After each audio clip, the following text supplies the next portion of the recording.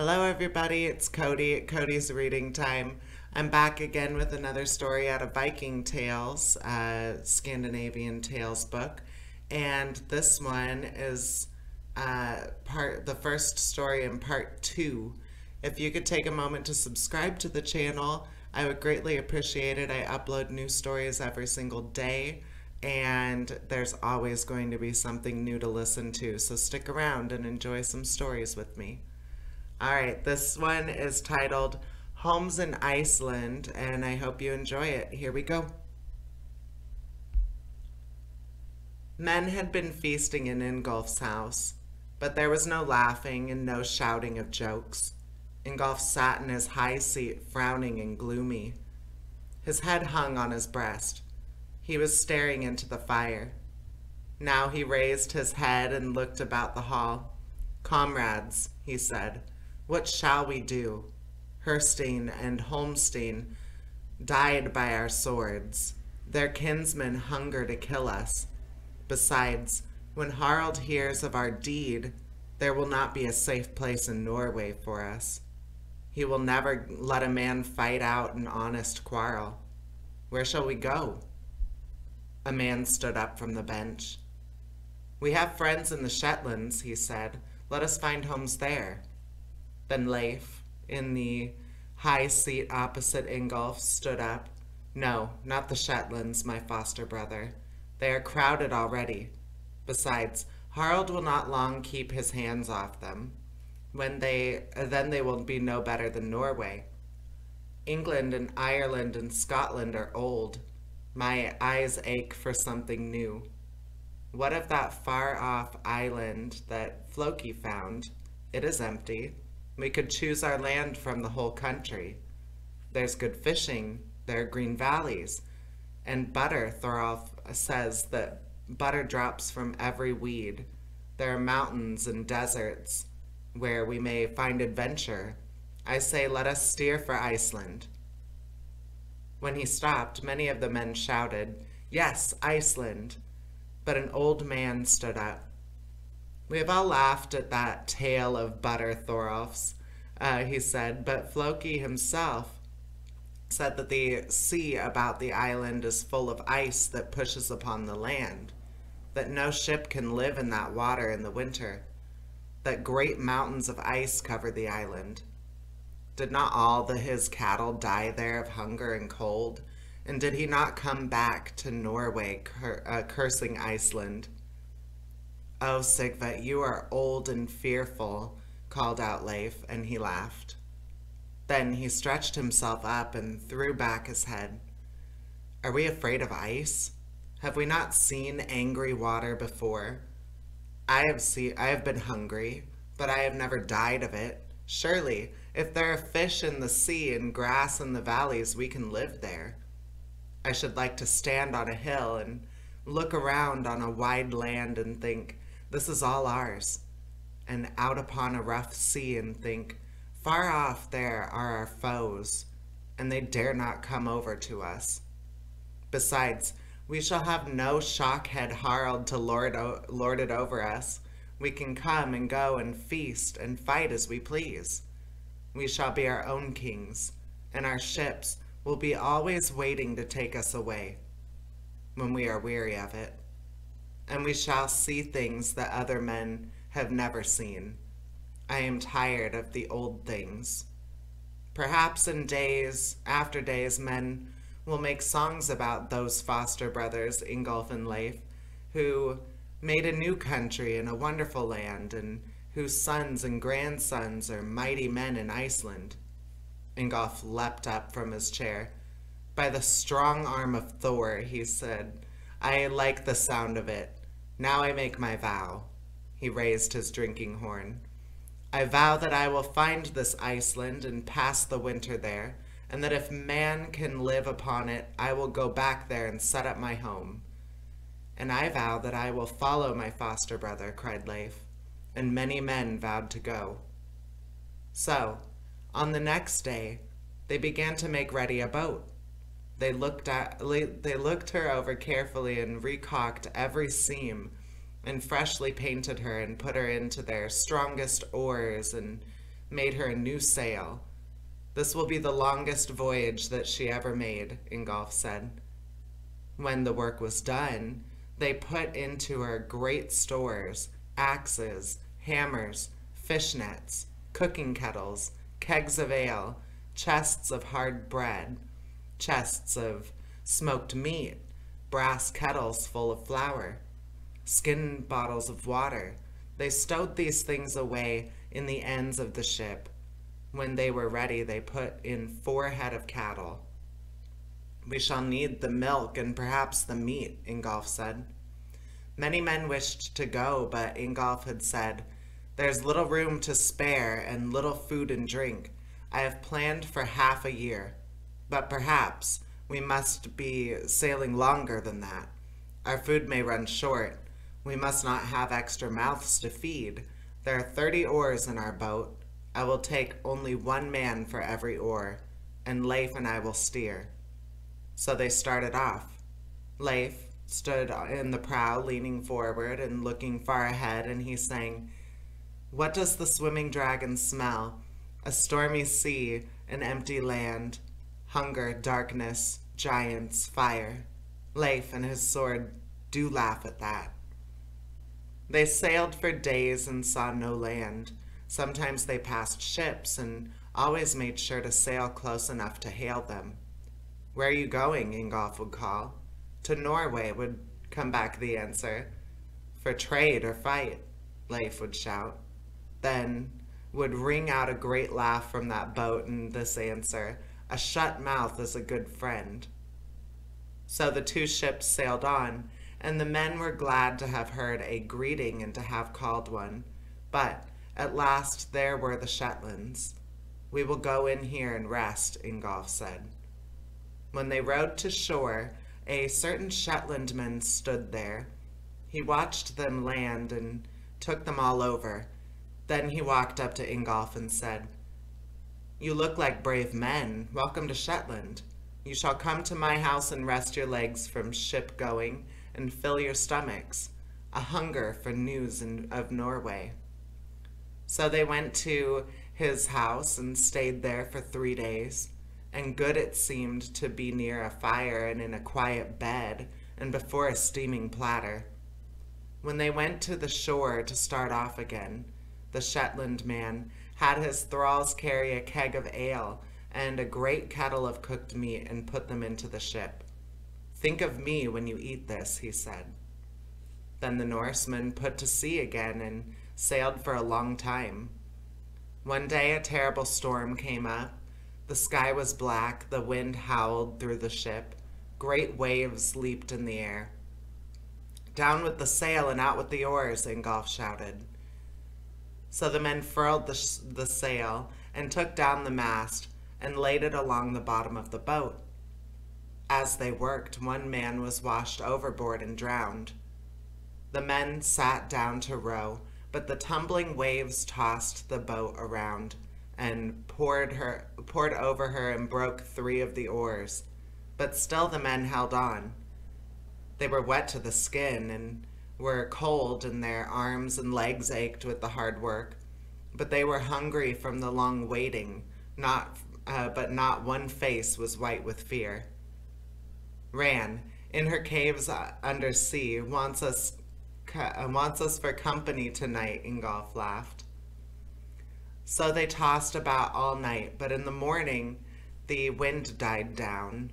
Great waves still rolled, and for days the sea was rough, but they could put up the sail. Then one day Leif, as he sat in the pilot's seat, jumped to his feet and sang, To eyes grown tired with looking far, all at once appeared an island, a stretching place for sea legs, a quiet bed for backs grown stiff. On rowing bench, on rolling sea, a place to build a red fire and thaw the blood that sea winds froze. But when they came near, they saw no place to land. The island was like a mountain of rock standing out in the water. The sides were steep and smooth. They sailed around it, but found no place to climb up. There are many other islands here, said Leif. We will try another. So he steered to another. It too was a steep rock, but one side sloped down to the water and was green with grass. "Oh, I've not seen anything so good as that green grass since I looked into my mother's face," one man said. There was a little harbor there. The men rowed in and quickly jumped out and put the rollers under the ship and pulled her upon shore. Then they threw themselves down on the grass and rolled and stretched their arms and shouted for joy. After that they built a fire and warmed themselves and cooked a meal and ate like wolves. They slept there that night. In the morning before Ingolf's men started away, they were standing high up on the hillside, looking about. They saw no houses on any of the islands, but they saw smoke rise from one hillside. "Some other men like us, weary of the sea and stopping to rest," said Ingolf. They saw the island that they had sailed around the night before. "There can surely be nothing but birds' nests on top of that," Sigvat said. "Look," cried another, pointing. Men were standing on the flat top of that island. They were letting a boat down the steep side with ropes. When it struck the water, they made a rope fast to the rock and slid down it into the ship and sailed off. "Some robber Vikings from Scotland or Ireland," laughed Leif. "It is a good hiding place for treasure." Soon Ingolf and his men got into their ship and were off. Old Sigvat grumbled, "Is this land not new enough and empty enough and far enough? I'm tired of sea, sea, sea, and nothing else." "We started for Iceland," said Ingolf, "and I will not stop before I come there. I have a vow. Did you not make one, or did you make none, Sigvat?" Then they were on the water again for weeks, with no land in sight. "Oh, I would give my right hand to see a dragon pawing the water off there and to fling a word to its men," Sigvat said. "No hope of that," replied Ingolf. "Only 3 dragons before ours have ever swept this water, and men are not sailing this way for pleasure or riches." So, only the desolate sea stretched around them. Sometimes it was smooth and shining under the sun. Often it was torn by winds, and a gray sky hung over it, and the men were drenched with rain. Once they ran into a fog. For 3 days and nights they could not see sun or stars to steer by. They forgot which way was north. When after 3 days the fog lifted, they found that they had been going in the wrong direction, and they had to turn around and sail all that weary way over again. But at last, one afternoon, they saw a white cloud resting on the water far off. As they sailed toward it, it grew to a long stretch of black, hilly shore with a blue ice mountain rising from it. The sun was going down behind that mountain, and long lines of pink and of shining green and great purple shadows streaked the blue. "It is Iceland," shouted the men. "It is like Asgard the Shining," Ingolf said. But it was still far off. Men can see a long way there because the air is so clear. So Ingolf and his people sailed on for hours and at last came into a harbor. A little green valley sloped up from it. On one side was the bright ice mountain. Back of it were bare black and red hills. In that valley, Ingolf and his men drew up their boat and camped. "A summer that night," one of the men said. At supper that night, one of the men said, "I almost think I never felt a fire before or had warm food in my mouth." The men laughed. "It is 4 months since we left Norway," Ingolf said. "Few men have ever been on the sea so long." That night, they put up the awning in the boat and slept under it. After that, some of the men went fishing every day in the rowboat that they had, and Ingolf took others, and they sailed along the shore, seeing what kind of a land this was. But winter began to come on. Then Ingolf said, Remember what Floki said of the ice and the rough sea in winter. Soon we cannot sail any longer. Let us choose a place to stay and build a hut there and cut hay for our cattle." So they did. Their hut was a little mean thing of stones and turf. They kept the cattle and the hay in it. Sometimes they slept there, when it was very cold, but most of the time they ate and slept by a great bonfire out of doors where it was clean. Leif said, "I like the cold air of the sea better than the bad-smelling air of a house, even though it is warm." Now every day Ingolf and Leif and some of the men walked about the island. At night they all sat around the campfire and talked of what they had seen during the day. "This is surely a wonderful land," Ingolf said once. "It is this at the same time like Niflheim and like Asgard. Here is a spot green and soft, a sweet cradle for men. Next it is a mountain of ice where men would freeze to death. And next to that is a hill of rock that seems to have come out from a giant fire. Yesterday I saw a cave on the seashore. The door of it was big enough for a giant. The waves broke at the doorstep. A terrible roaring came from the cave. I think it is the home of a giant. I think that giants of fire and giants of frost made this island. I have seen great basins in the rocks filled with warm water. They looked like giants' bathtubs. I have seen boiling water shoot up out of the ground. I have walked, and I have felt and heard a giant rumbling under me, as though some giant were sleeping there and turning over in his sleep. One day, I stood on a mountain and looked inland. There was a wide desert of sand and black and red rock with nothing growing on it. The fierce wind blew dirt into my eyes, and the cold of it froze the marrow in my bones. When I have seen these things, I have cursed the country and have said, 'The gods hate Iceland. I will not stay here.' But then I have walked through beautiful warm valleys where the wind did not come. I saw in my mind the flowers that we found last summer. I saw our cattle feeding on the sweet grass. I thought of the sea full of good fish. I saw my house built among the green fields, and my wife sitting in her home, and my children playing among the flowers and making up tales about the bright ice mountains. I saw the wide, rough seas between me and Harald and our foes. Then I thought to myself, it is the sweetest home on earth. As for me, I am coming here to live. What do you say, comrades?" "Have I not vowed to follow you, foster brother?" said Leif. "And indeed, I never saw a land that I liked better. I don't believe in your giants. My sword is my god, and my ship is my temple, and I like this land to set them up in." They sat about the fire long that night, making plans. "You shall go home and get your women and our things, Ingolf," said Leif. "I will off to Ireland and have a frolic. There will be a little play of swords in this empty land, and I want to have one last game before I hang up my battle knife.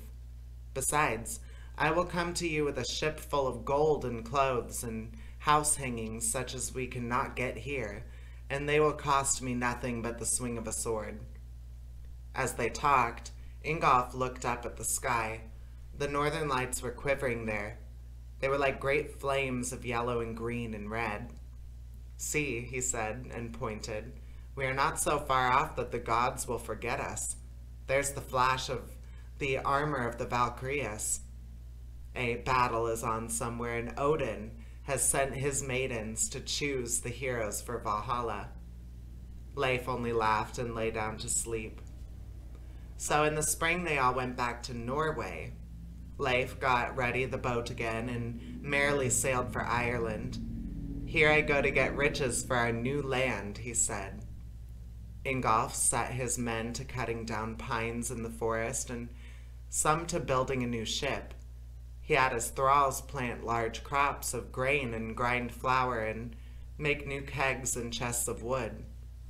He himself worked much at the forge, making all kinds of tools, Spades, axes, hammers, hunting knives, cooking kettles. The women were busy weaving and sewing new clothes. Ingolf sold his house and land and everything that he could not take with him. After about 2 years, Leif came back. He had 10 thralls that he had got in Ireland. He took Ingolf aboard his ship and raised the covers of great chests, gold helmets, silver-trimmed drinking horns, embroidered robes, and swords flashed out. Did I not say that I would come back with a full ship? He laughed. At last, all things were ready for starting. Today I will sacrifice to Thor and Odin, Ingolf said. If the omens are good, we will start tomorrow. Well, go, foster brother, laughed Leif. But I have better things to do. I will be putting the cattle into the ship and will have all ready. So Ingolf and his men went into the forests a little way. There in a cleared space stood a large building. In front of this temple, the men killed 2 horses for Odin. Ingolf caught some of the blood in a brass bowl. He raised it and looked up at the sky and said, All wise and all Father Odin, and Thor who loves the thunder, I give these horses to you. Tell me whether it is your will that we go to Iceland. And he said that a raven flew over his head. Ingolf watched it. It is Odin's will that we go, he said. He sent his raven to tell us. It is flying straight toward Iceland. The men shouted with joy at that. Now they hung some of the meat of the horses on the tree near the temples. For the ravens of Odin, they said. Ingolf carried the bowl of blood into the temple. He went through the feast hall in front to a little room at the back. Here stood wooden statues of the gods in a semicircle. Before them was a stone altar. Ingolf took a little brush of twigs that lay on it and dipped it into the blood and sprinkled the statues. You shall taste of our sacrifice, he said. Look kindly on us from your happy seats in Asgard. Then they went into the feast hall. There, thralls were boiling the horse flesh in pots over the fire. The tables were standing ready for the benches. Ingolf walked to the high seat. All the others took their places at the benches. When the horns came round, Ingolf made this vow. I vow that I will build my house wherever these pillars lead me. He put his hand upon a tall post that stood beside the high seat. There was one at each side. They were the front posts of the chair, but they stood up high, almost to the roof. They were wonderfully carved and painted with men and dragons. On the top of each one was a little statue of Thor with his hammer. At the end of the feast, Ingolf had his thralls dig these pillars up. He had a little bronze chest filled with the earth that was under the altar. I will take these pillars of my high seat to Iceland, he said, and I will set up my altar there upon the soil of Norway, the soil that all my ancestors have trod, the soil that Thor loves.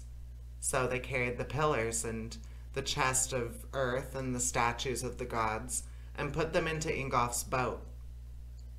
It is a well-packed ship, the men said. There is no spot to spare. Tools and chests of food and tubs of drink and chests of clothes and fishing nets were stowed in the bows of both boats. In the bottom were laid some long, heavy hewn logs. The trees in Iceland are little, Ingolf said. We must take these great beams for our homes with us. Standing on these logs were a few cattle and sheep and horses and pigs. The rowers' benches were along the sides. In the stern of each boat was a little cabin.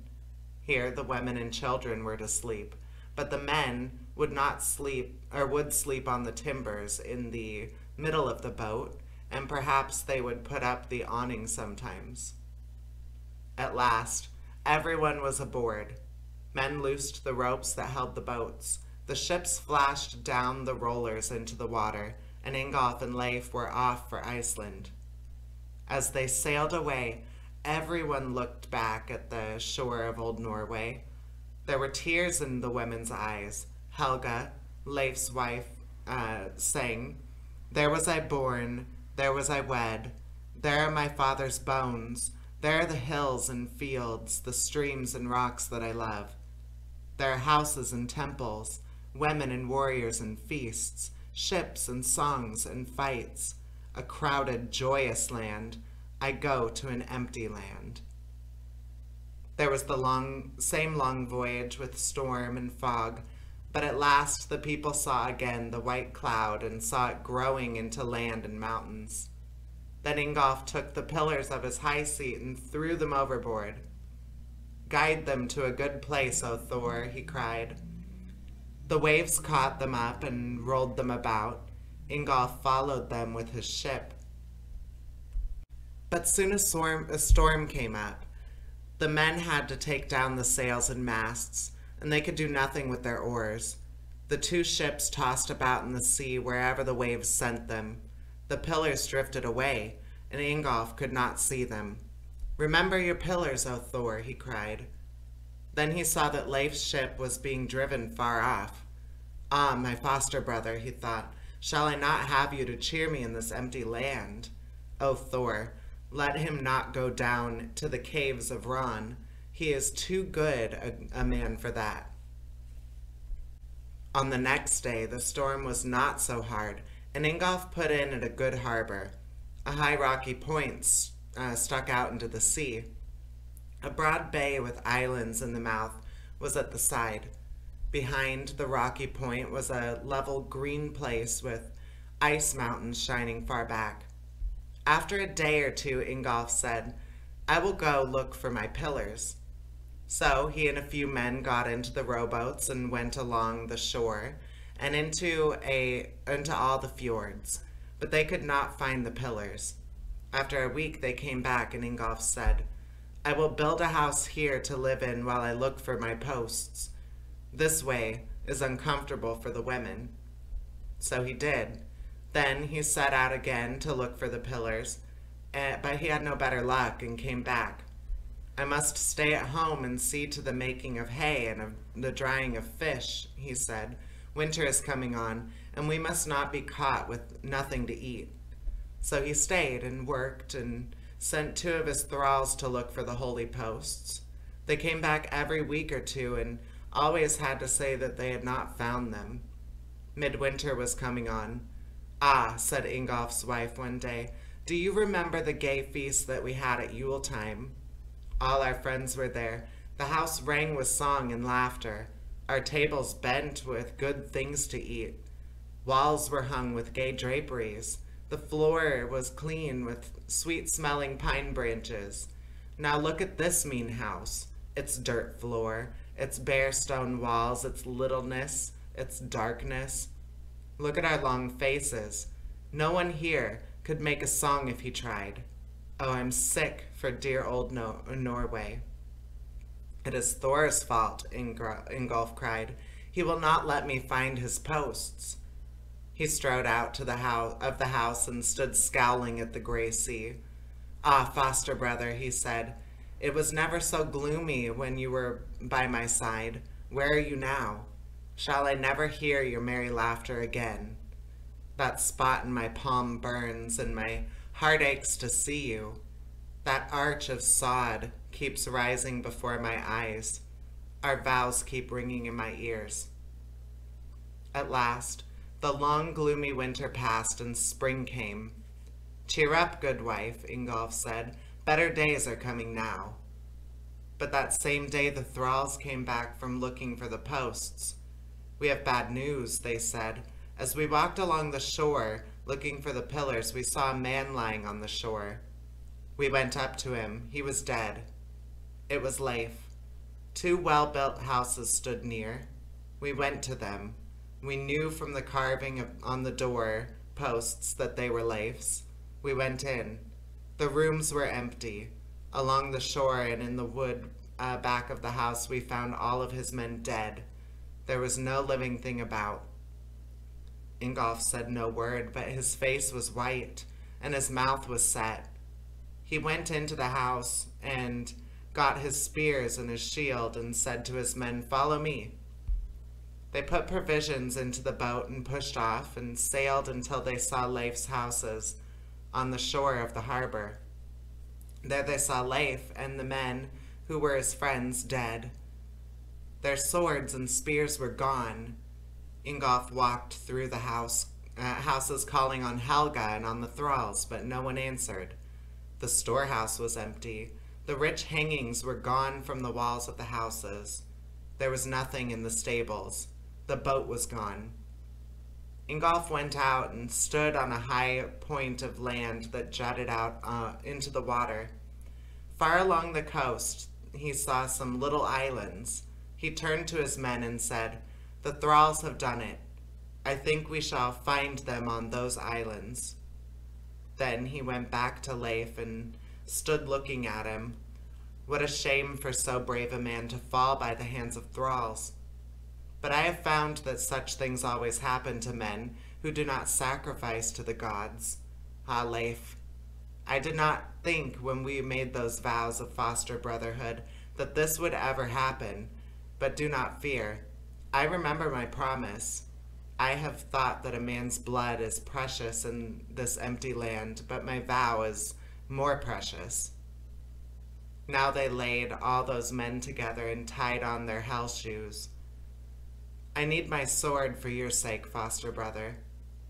I cannot give you that, but you shall have my spears and my drinking horn, said Ingolf, for surely Odin has chosen you for Valhalla, even though you did not sacrifice. You are too good a man to go to Niflheim. You would make merry times in Valhalla. So Ingolf put his spears and his drinking horn by Leif. Then the men raised a great mound over all the dead. After that they went aboard their boat and sailed for the islands that Ingolf had seen. It was evening when they reached them. I see smoke rising from that one, Ingolf said, pointing. He steered for it. It was a steep rock like that one in the Faroes, but they found a harbor and landed and climbed the steep hill and came out on top. They saw the 10 thralls sitting about a bonfire eating. Helga and the other women from Leif's house sat near, huddled together, white and frightened. One of the thralls gave a great laugh and shouted, "This is better than pulling Leif's plow. Tomorrow we will sail for Ireland with all his wealth." "Tomorrow you will be freezing in Niflheim," cried Ingolf, and he leapt among them, swinging his sword, and all his men followed him, and they killed those thralls. Then Ingolf turned to Helga. She threw herself into his arms and wept, but after a while she told him this story. When springtime came, Leif thought that he would sow wheat. We had but one ox. The others had died during the winter, so we set the thralls to help pull the plow. I saw their sour looks and was afraid, but Leif only laughed. "What else can thralls expect?" he said. "Never fear them, good wife." Now one day, soon after that, the thralls came running into the house calling out, "The ox is dead! The ox is dead!" Leif asked them about it. They said that a bear had come out of the woods and killed it, and that they had scared the beast away.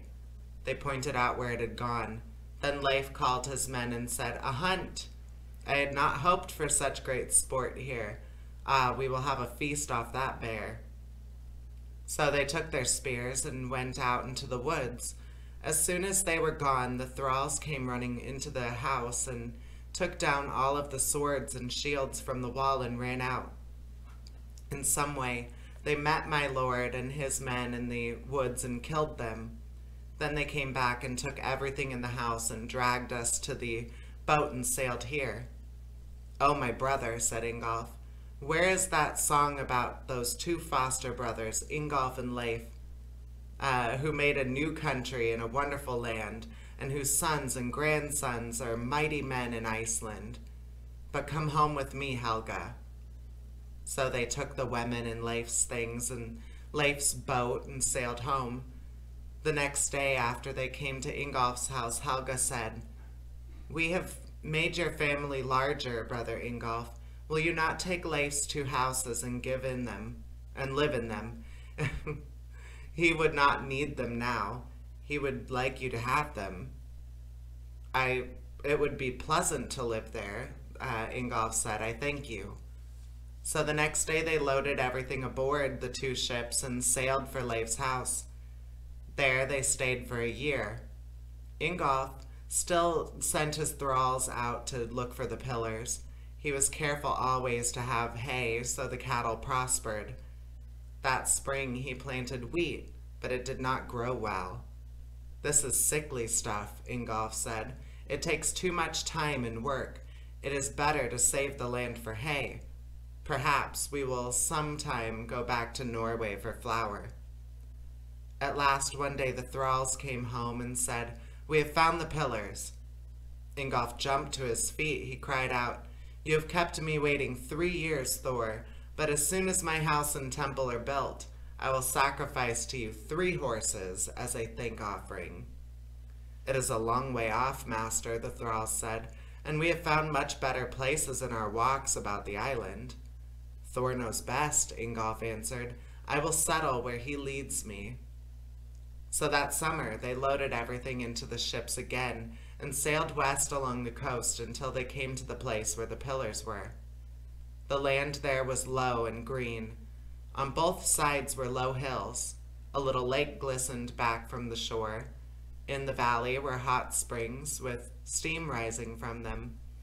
"It looks like smoke," the men said. "It is very strange to see hot water and smoke come out of the ground." In front of this green land there was a good harbor with islands in it. Far off, the sea towards the north shone a great ice mountain. "I like the place," Ingolf said.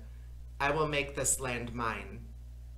So he built fires at the mouth of the river near there and stood by them and called out loudly, "I have put my fire at the mouth of these rivers. All the land that they drain is mine, and no man shall claim it but me. I will call this place Reykjavik." Then Ingolf built his feast hall. He himself carved the beams and the doorposts. Gaily painted dragons leaned out from the doors and stood up from the gables. Men and animals fought on the doorposts. For the doors he made at the forge great iron hinges, their ends curved and spread all over the door. Near his feast hall he built a storehouse and a kitchen and a smithy and a stable and a bower for the women. "We do not need a sleeping house for guests," he said. "Who would be our guests?" He roofed all his buildings with turf. It made them look like green mounds with gay carved and painted walls under them. He built also a temple, and on that was a beautiful carving. In this he set up those statues that had been in his old temple. He put up too those pillars of his high seat that had been drifting about so long. Under them he laid the soil of Norway that he had brought in the little bronze chest. "I have kept my vow, Thor," he cried.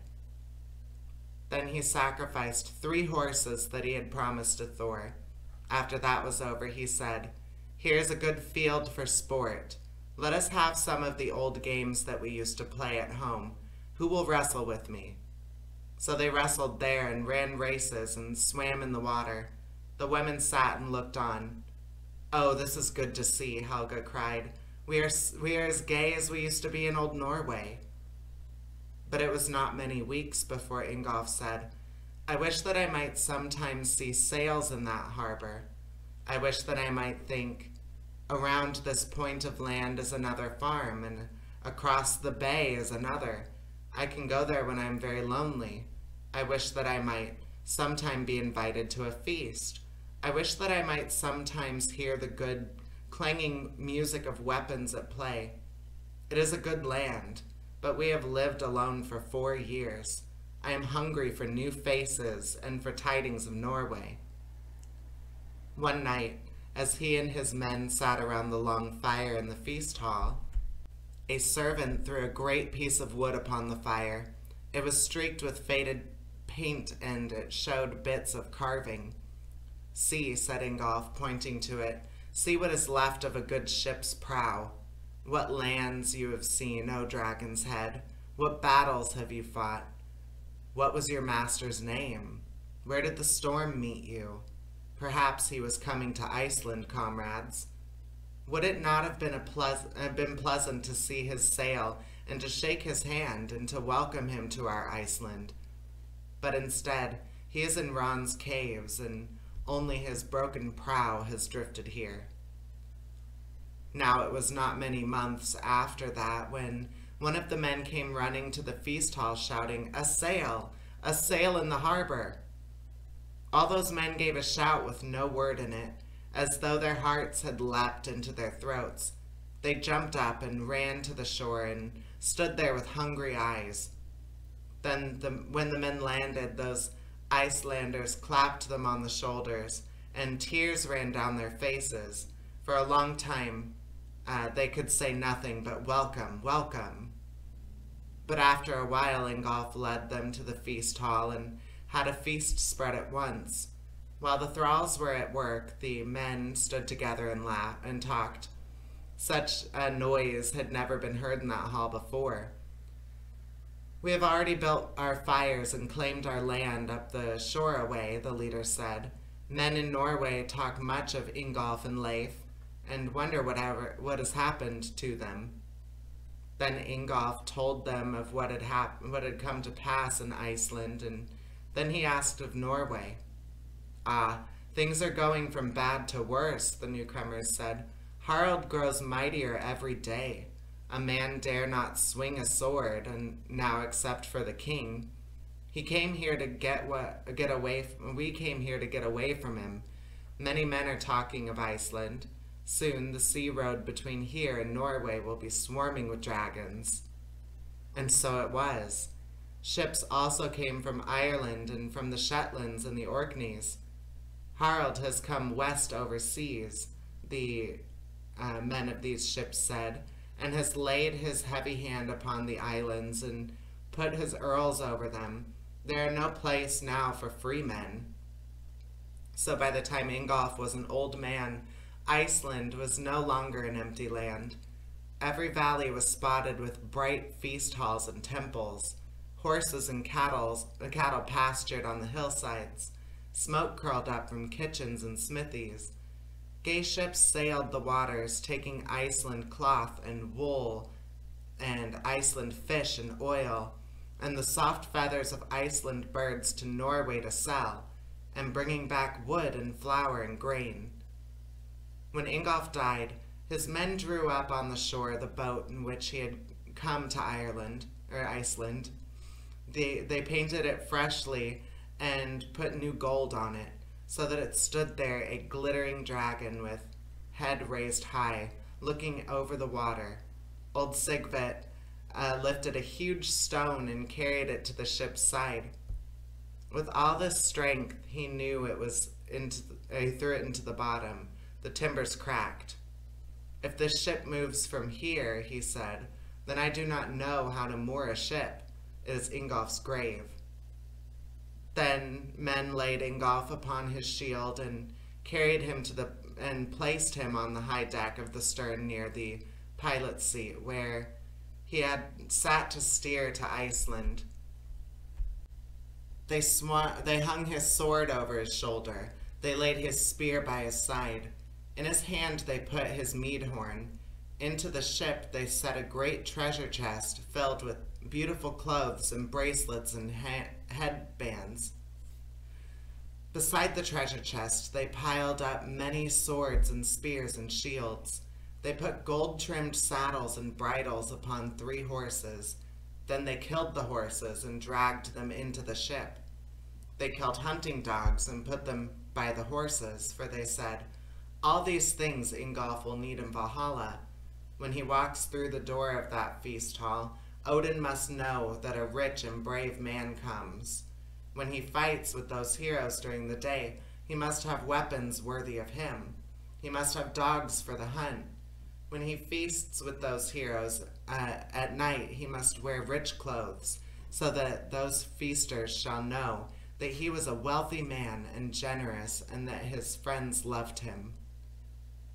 Ingolf's son tied on his house shoes for the long journey. If these shoes come untied, he said, I do not know how to fasten house shoes. Then he went out of the ship and stood on the ground with his family. All the men of Iceland were there. This is a glorious sight, they said. Surely no ship has ever carried a richer load. Inside and out the boat blazes with gold and bronze, and high over the riches lies the great Ingolf, ready to take the tiller and guide to Valhalla, where all the heroes will rise up and shout him welcome. Then the thralls heaped a mound of earth over the ship. This hill stood up against the sky and seemed to say, here lies a great man. Sigvat put a stone on top with runes on it, telling those whose grave it was. All this time a skald stood by and played on his harp and sang a song about that time when Ingolf came to Iceland. He called him the father of Iceland. People of that country still read an old story that the men of that long ago time wrote about Ingolf, and they love him because he was a brave man and the first of men to come to Iceland. And that was a very long story in the book, actually longer than all the other ones so far. I hope you enjoyed it. Please subscribe. I upload new stories every single day to my channel. There's always going to be something to listen to, and I'm glad you're here, and I welcome you to the Reading Time family. Take care. Bye-bye.